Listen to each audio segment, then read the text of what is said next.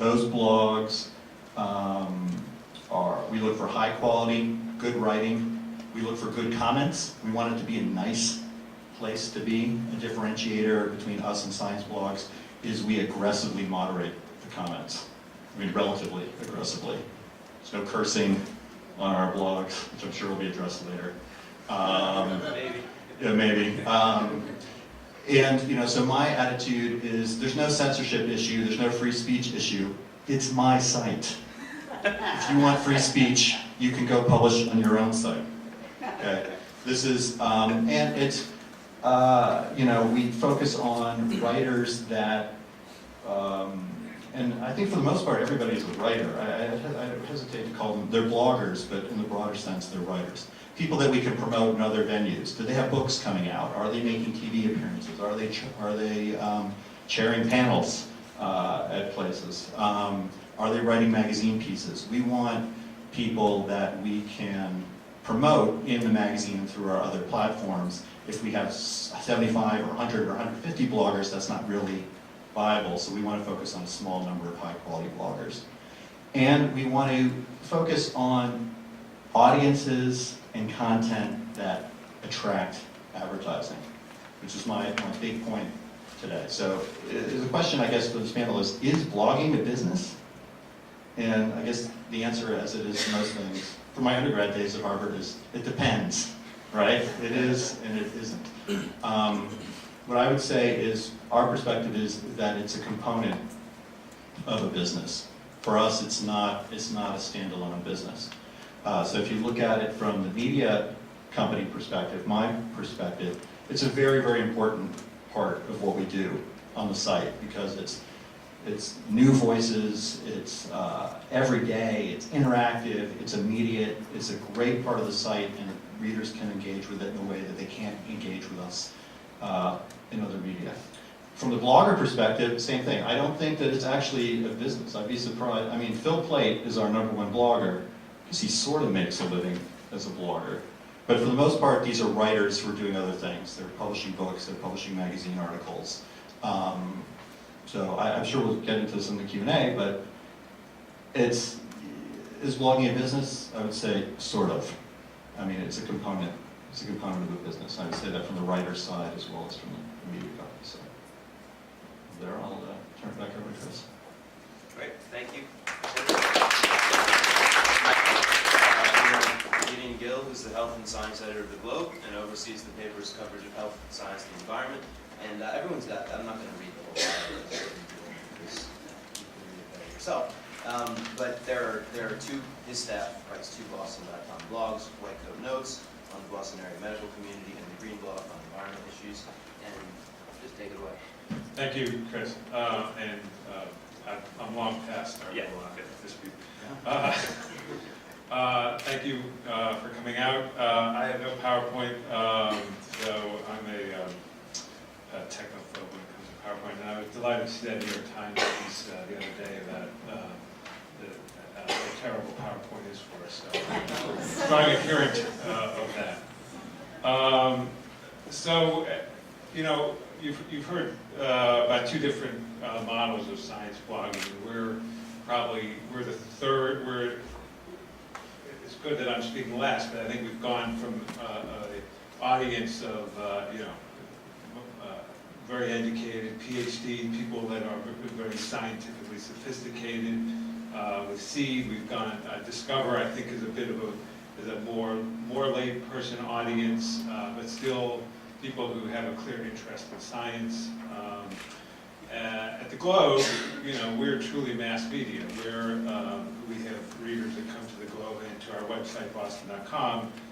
Some may come for science and healthcare news, but they come for news of all sorts. And we're hoping, just like in a newspaper, we hope that when this general audience comes for all sorts of information, we hope to grab them with interest them with things they may not have come for.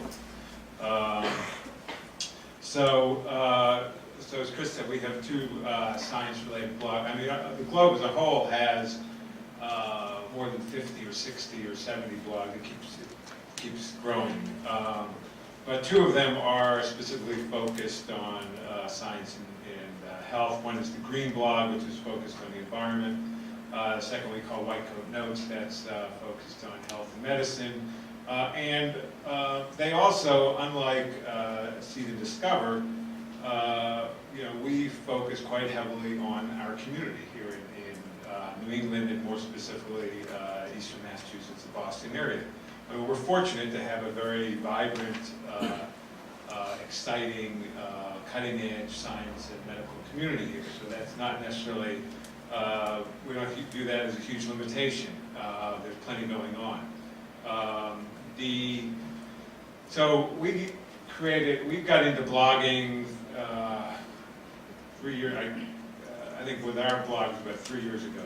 And it had a very clear business reason, which was our customers were online, or increasingly going online. And we needed to follow them and be there. Our website, boston.com, is for the moment free. There's lots of discussions, as you know, about newspaper websites starting to charge for information. At the moment, we haven't jumped that direction yet. But our model is increasing traffic draws advertisers. And if you've seen that our numbers, actually, advertising is growing on our website. Our revenues in print are falling, but online they're growing. And part of the reason for that is our blogs and the other blogs that we have. So our strategy is to try to draw lots of readers from different audiences with these blogs.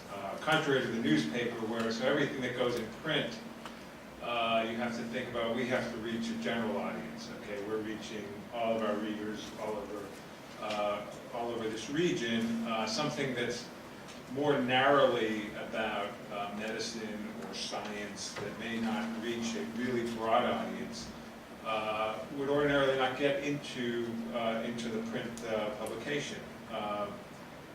Those are things that we're now doing more on the blog. So the blog, interestingly, the blogs originally started as a way to basically just break news. Okay, when news happened, it was a way to get the news up online and tell people about it. But mainly, it was news that then would also appear in the newspaper the next day, maybe slightly rewritten, a little bit more, more depth, because reporters now had time to read, to do more reporting and be a little bit more analytical.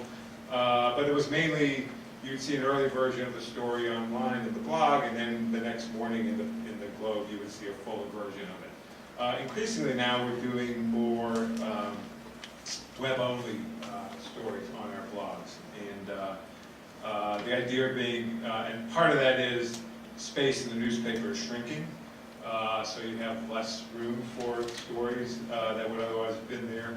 But also, we're recognizing that we want to give information to selected, to more narrow audiences that lots of people would otherwise appreciate. So it's interesting because where we used to have this idea that you would put stories in the paper, and even though they don't appeal to everybody, we have this broad readership, and we think we'll draw a whole bunch of people. There's less room for that there's less freedom and space in the print product to now do lots of smaller takes, so some of that's is just now online. Although interestingly, we now do something called reverse publishing, which is things that appeared online first, and then we'll bring them around. So in our Monday health section, we just last week started reverse publishing White Coat Notes. So we'll take excerpts from what was online, put it in the Monday section. The idea is to sort of, part of it is it's more efficient. We have this content that's being produced online, and so it's a way to fill the space without paying twice for filling that. But it's also a way to draw readers, more of our print readers, to what we have online, and saying, hey, look at all this great stuff we do online. Come and read come online and